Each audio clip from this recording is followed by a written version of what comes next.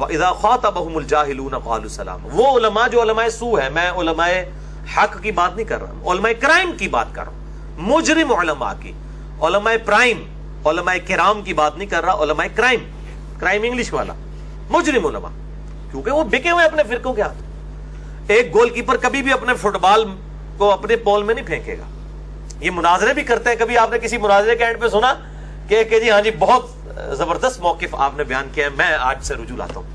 اور یہاں تو میرے بھائی چشتی رسول اللہ اور اشرف علی رسول اللہ نعوذ باللہ من ذالک، اس کے اوپر اس کو ڈیفینڈ کرنے کے لیے مناظرے رکھے ہوئے ہیں دیوبند اور بریلویوں کے. یوٹیوب کے اوپر آپ جا کے دیکھیں ان لوگوں نے کہاں سے ہدایت قبول کرنی ہے. اور پھر کہتے ہیں جی فروئی مسائل ہیں. آج کل تو یعنی جس نے مشہور ہونا ہوتا ہے نا سوشل میڈیا میں، تو وہ کلپ اس کا اپنا ہوتا ہے، میرا نام ہی وچ ہی لاتا ہوتا ہے، رپلائی ٹو انجینئر محمد علی مرزا، کہ چلو یار اس بار، ورنہ کون اس طرح تو نہیں لوگ دیکھتے ہیں. پھر لوگ بیچارے دیکھتے ہیں وہ مایوس ہوتے ہیں کہ یار یہ تو بات ہی کچھ اور نکلی ہے. تو اس قسم کے نا وہ مطلب کئی ایک جو میدان عمل میں لوگ نکلے ہوئے ہیں، اور پھر وہ کہتے ہیں یار یہ خام خواہ ایک فروئی مسائل اٹھاتا ہے. اللہ کے بندو، یہ فروئی مسئلہ ہے چشتی رسول اللہ یا اشرف علی رسول اللہ نعوذ باللہ، یہ عقیدے کا مسئلہ ہے. تو لیکن وہ جس کو کہتے ہیں نا کہ روند مارنا اصل بات کو پس پوچھ ڈالنے کے لیے، تو وہ اس طرح کے ایشوز کو، کمزور ایشوز کو سامنے لے کے آتے ہیں تاکہ ہماری جو کمزوریاں اس کے پیچھے چھپ جائیں. تو اصل مسئلہ یہ ہے. تو دنیا میں تو کسی کی بزرگی کو ڈیفائن نہیں کر سکتا. کہتے ہیں جی بزرگوں کے خلاف بولتا ہے، خود جو یہ کہہ رہے ہوتے ہیں نا وہ خود دوسروں کے بزرگوں کے بارے میں یہ کر رہے ہوتے ہیں. اگر کوئی دیوبندی کہ جی ہمارے بزرگوں کے خلاف بولتا ہے تو ان سے پوچھیں کہ احمد بریلوی صاحب کے بارے میں آپ کا کیا خیال ہے.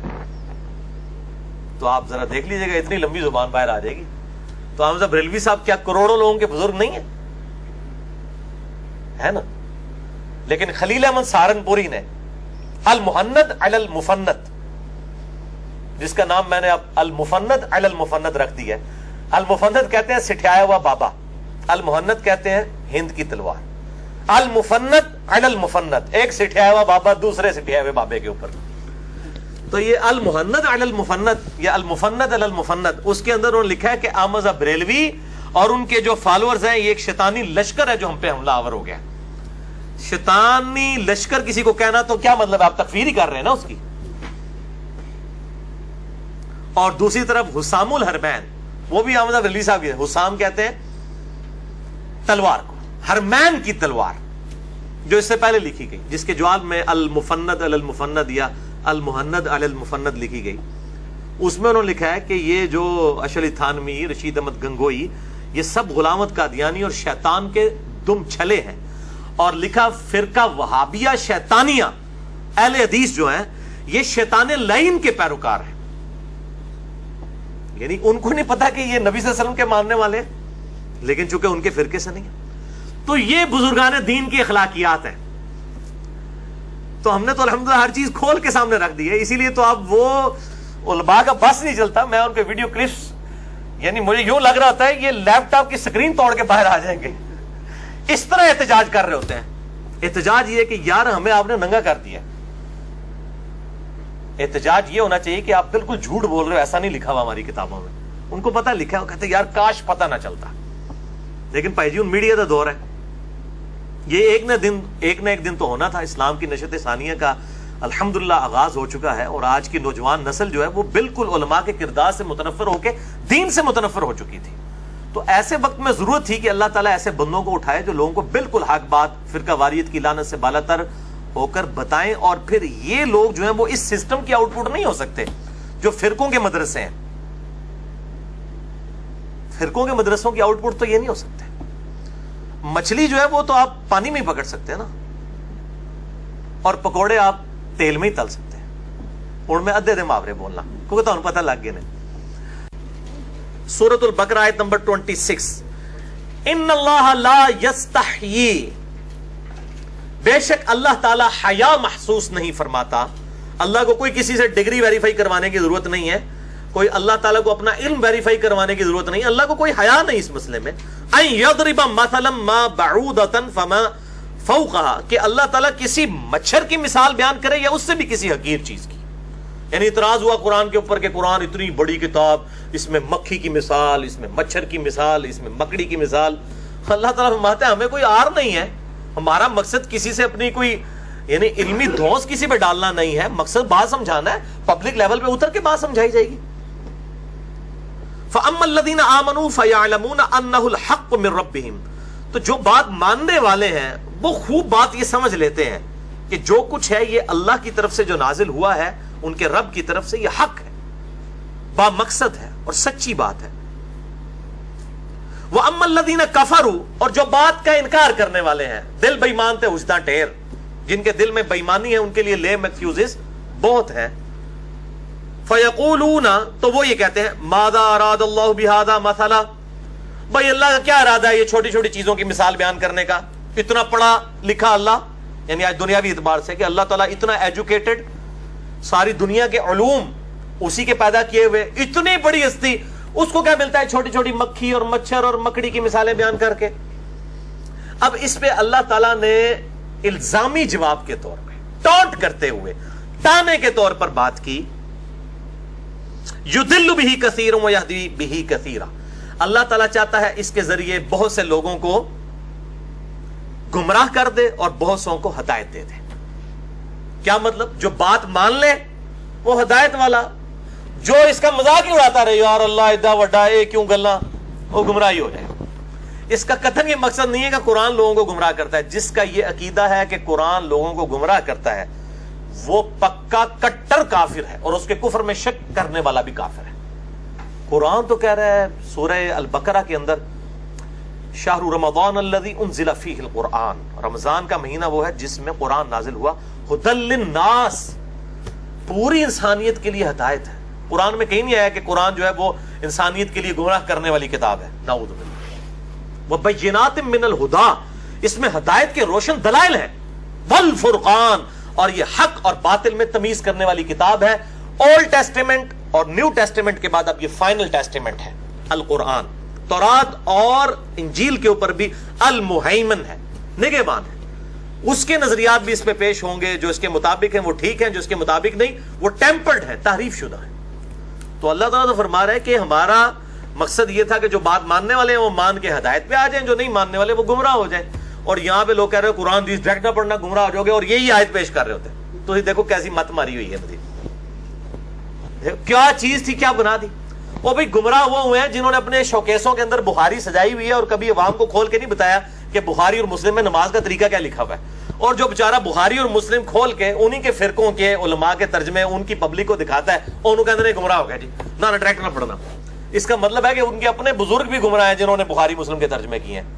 اگر ان کا ترجمہ پڑھ کے لوگ گمراہ ہو رہے ہیں تو جنہوں نے خود کیے ہوئے انہوں نے تو گمراہی کا دروازہ کھولا نا. پکیجے الزامی جواب، اینٹی وینم، لاجیکل آنسر، اور پنجابی میں پھکی. وما یضل بہ الا الفاسقین، اس سے تو گمراہ نہیں ہوتے مگر فاسق لوگ جو گمراہ ہونے کے لیے خود تیار بیٹھے ہوئے، ان کے لیے گمراہی ہے. قرآن کے اندر وہ خود کما رہے ہیں، یعنی قرآن کا انکار کر کے، نہ کہ قرآن کو ماننے والوں کے لیے بات آئی. یہ دو کلمات کفر بہت خطرناک ہے. ایک یہ کہنا کہ قرآن پڑھ کے لوگ گمراہ ہو جاتے ہیں. یہ کوئی یہودی آ کے ہمیں کہے نا، عیسائی، یار قرآن حدیث ٹریکٹ نہ پڑھنا گمراہ ہو جاؤ گے، ہم کہیں گے یہ تو اللہ کا دشمن ہے. لیکن یہ مولوی ممبروں پہ چڑھ کے آپ کو پگڑیاں اور داڑیاں پہن کے، داڑیاں پہنی ہوئی ہیں انہوں نے، رکھی کوئی نہیں ہوئی ہیں، کیونکہ ان کی ویسے تو انہوں نے سمجھ آ گئی داڑھی تو بغیر بھی امامت کر سکتے ہو. امامت کی جو صحیح مسلم میں 4 شرائط ہیں ان میں داڑھی نہیں ہے. تو یہ داڑھی انہوں نے رکھی نہیں، پہنی ہوئی ہیں. داڑیاں پہن کے جو ممبروں پہ چڑھ کے آپ کو کہہ رہے ہیں قرآن و سنت ڈائریکٹ نہ پڑھنا، قرآن و حدیث ڈائریکٹ نہ پڑھنا، گمراہ ہو جاؤ گے. تو یہ کلمات کفر ہیں، اور ان کے کفر میں شک کرنے والا بھی کافر ہے جو یہ اس طرح کا کلمہ بولے. اور دوسرا کلمہ یہ بولتے ہیں جی قرآن جو ہے نا یہ بہت مشکل ہے، جی بہت مشکل کتاب ہے. یار پورے قرآن میں کہاں لکھا ہوا ہے قرآن مشکل ہے؟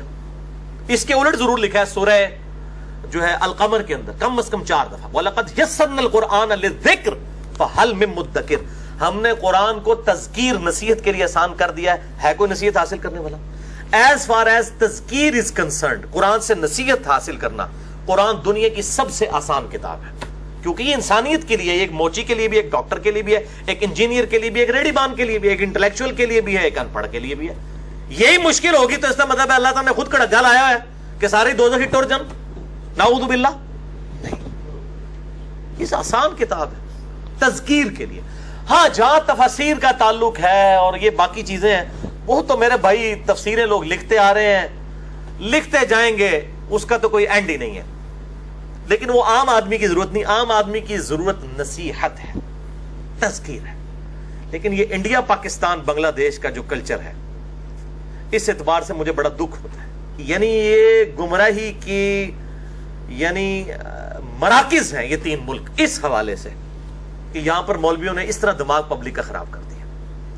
تو یہ آج 12 اگست ہے، 14 اگست آنے والی ہے. میں اس 14 اگست میں پاکستانی عوام کو یہ میسج دوں گا کہ یہ ملک جو اللہ کے لیے ہم نے حاصل کیا تھا، خدا کے لیے، اللہ کے جو دشمن ممبروں پہ چڑھ کے آپ کو یہ بتا رہے ہیں کہ قرآن و سنت ڈائریکٹ نہ پڑھنا گمراہ ہو جاؤ گے، ان کے شر سے بچنے کی دعائیں مانگیں 14 اگست کو آپ، اگر اس ملک کا کچھ آپ اچھا چاہتے ہیں.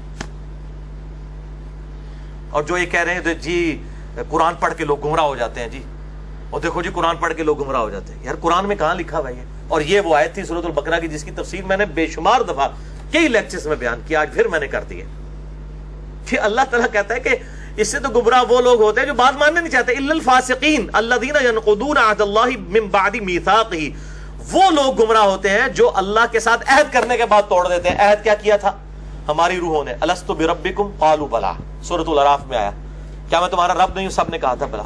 دنیا میں آگے کسی نے بتوں کی پوجا شروع کر دی، کس نے جو ہے وہ پیغمبروں کے بارے میں ڈیوینٹی کلیم کر دی، کسی نے جنات کے بارے میں، کسی نے فرشتوں کے بارے میں، تو وہ اس عہد کو توڑ دیا.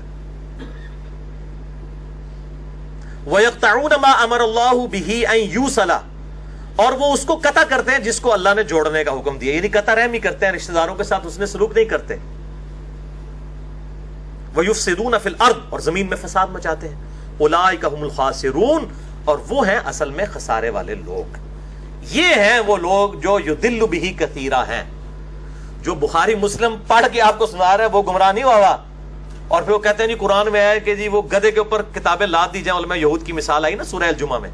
او بھائی وہ مثال اللہ تعالیٰ نے آپ کی دی ہے کہ گدھے کے اوپر اگر کتاب لاد دی جائے تو گدھا کتاب پڑھ سکتا ہے.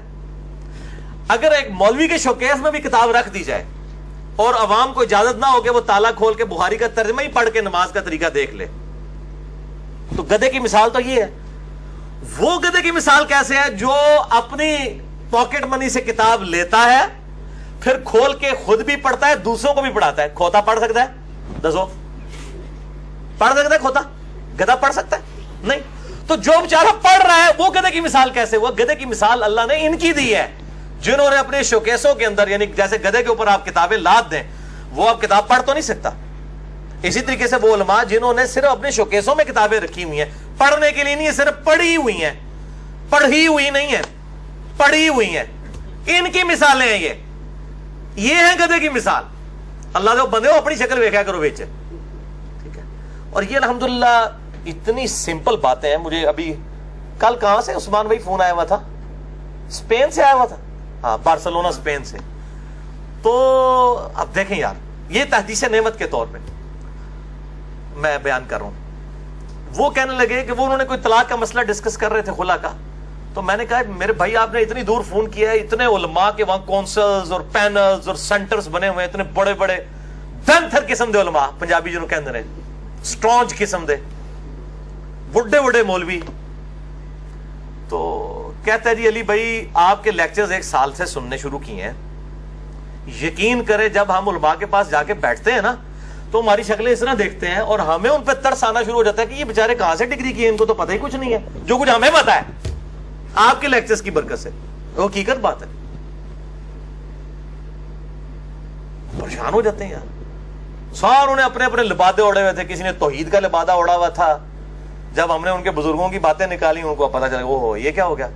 کسی نے اہل بیت کی محبت کا لبادہ اڑا ہوا تھا، جب ہم نے ان کے سارے کچے چٹے کھولنے شروع کیے وہ سارے. کسی نے صحابہ کی عقیدت کا وہ لبادہ اڑا ہوا تھا، جب ہم نے بتایا کہ آپ کے بزرگ یہ کچھ کر کے گئے ہیں. کسی نے عشق رسول کا لبادہ اڑا ہوا تھا، جب ہم نے ان کے بزرگوں کی باتیں نکالی ہیں، یہ لا الہ الا اللہ چشتی رسول اللہ اور لا الہ الا اللہ اشرف علی تھانوی رسول اللہ اور اللہم صلی علی اشرف وعلی نبینا اشرف نعوذ باللہ من ذالک. جب یہ کچے چٹے کھولے ہیں تو وہ کہتے ہیں یہ علی دیکھیں جی امت کو اتحاد کی ضرورت ہے، یہ کیا آپ اختلافات پلا رہے. اور اللہ تو بندو اختلافات ہے تو مولوی خود پا کے گئے ہیں، انہوں نے رو. اور جیسے وہ پریس کلب کے سامنے احتجاج کرتے ہیں نا، میں کہتا ہوں آپ اپنے بزرگوں کے مدرسوں ان کی قبروں کے سامنے پلے کارڈ اٹھا کے احتجاج کریں کہ حضرت یہ کیا کچھ آپ کر کے گئے ہیں، انجینئر ساڈے گاٹے فٹ ہو گیا تہاڈی وجہ نال، نہ تسی کر کے جاندے نہ ساڈے گاٹے فٹ ہوندا. انہاں سامنے احتجاج کرو، میرے سامنے کیا احتجاج کرنا ہے؟ ہم تو صرف واضح کر رہے ہیں. میں بار بار ہی کہہ رہا ہوں، ہم کسی کو مناظرے کا چیلنج نہیں کرتے، ہم کہتے ہیں آپ اپنی پبلک کو جواب دیں. علمی چیلنج ہم کرتے ہیں. چیلنج کا مطلب ہوتا ہے مشکل صورتحال کسی کو درپیش کر دینا. یہ ہمارا مناظرے کا چیلنج نہیں، علمی چیلنج ہے. آپ اپنی پبلک کو سیٹسفائی کریں کہ آپ کے بزرگ اس امت کے ساتھ کیا کر کے گئے ہیں، جن کو آپ اتنے بڑے بڑے ٹائٹل دیتے ہیں. اور پھر وہ کہتے ہیں جناب وہ یہ چھوٹی چھوٹی غلطیاں پکڑ، یہ چھوٹی غلطی ہے، کلمہ ہی جدا صحیح نہیں ہے، آگے کتنے ٹری ہے، یہ چھوٹی غلطی ہے. کہتے ہیں خدمات بھی دیکھیں. کل کو تو لوگ کوئی کہیں گے غلام احمد قادیانی دجال کی بھی خدمات دیکھیں. یہ تو نہیں ہوتا. یہ مسئلہ ہے عصمت انبیاء کا. چھوٹے موٹے مسئلوں میں میں واقعی کہتا ہوں کسی کو رفع الیدین یا امین کے مسئلے پہ کسی پہ لعنت نہیں کرنی چاہیے، صرف ترغیب دلانی چاہیے. لیکن جہاں عقائد کا مسئلہ ہے، جہاں اللہ کی محبت اور اس کے محبوب صلی اللہ علیہ وسلم کی عفت اور عصمت کا اور آپ صلی اللہ علیہ وآلہ وسلم کی عزت کا مسئلہ ہے، اور جن جن بزرگوں نے ان گستاخیوں میں حصہ ڈالا ہوا ہے، تے اسی جناب وہ دی نا پگڑی لا کے نا وہ ہاتھ پھڑا دیں گے، عزت اچھالیں گے اس کی. جس نے ہمارے نبی صلی اللہ علیہ وآلہ وسلم کی عزت پہ ہاتھ ڈالا تو ہمارے ایمان کا تقاضا ہے. بخاری اور مسلم کی حدیث ہے، تم میں سے کوئی شخص اس وقت تک مؤمن ہی نہیں ہو سکتا جب تک کہ وہ مجھے اپنے ماں باپ اولاد سب لوگوں سے بڑھ کر عزیز نہ سمجھنا شروع کر دے. اور ایک اور دوسری حدیث ہے بخاری اور مسلم کی کہ اس نے ایمان کی حلاوت چکھ لی جس میں 3 نشانیاں ہیں. نمبر 1 اللہ اور اس کا محبوب صلی اللہ علیہ وآلہ وسلم پوری دنیا میں سب سے بڑھ کر اسے محبوب ہو جائیں. نمبر 2 اس کی دشمنی اور دوستی کا معیار اللہ کی ذات ہو. اور نمبر 3 کفر کی طرف لوٹایا جانا اس کے لیے اتنا ہی مشکل ہو جائے جتنا زندہ آگ میں جلایا جانا. وہ آگ میں جلنے کے لیے تیار ہو جائے لیکن دین نہ چھوڑے. اللہ تعالیٰ سے دعا ہے جو حق بات میں نے کہی اللہ تعالیٰ ہمارے دلوں میں راسخ فرمائے. اگر جذبات میں میرے منہ سے کوئی غلط بات نکل گئی تو اللہ تعالیٰ ہمارے دلوں سے ہی معاف کر دے. ہمیں کتاب و سنت کی تعلیمات پر عمل کر کے دوسرے بھائیوں تک پہنچانے کی توفیق عطا فرمائے. سبحانک اللہم و بحمدک اشہد ان لا الہ الا انت استغفرک و اتوب الیک وما علینا الا البلاغ المبین. جزاکم اللہ خیرا.